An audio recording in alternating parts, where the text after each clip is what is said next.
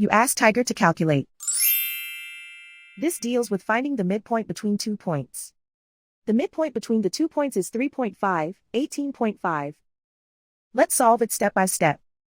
Plot the 2 points and calculate the midpoint using the formula. The coordinates of point 1 are, x1 equals -24, y1 equals 37. The coordinates of point 2 are, x2 equals 31, y2 equals 0. PM represents the midpoint of the 2 points.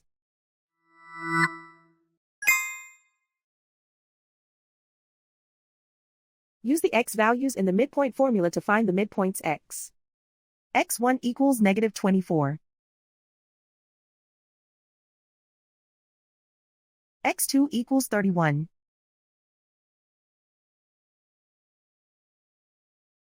Simplify the arithmetic.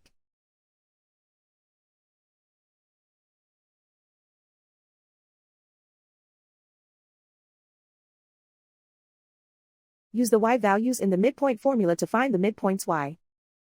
y1 equals 37.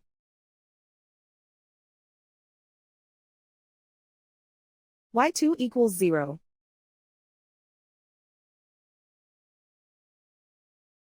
Simplify the arithmetic.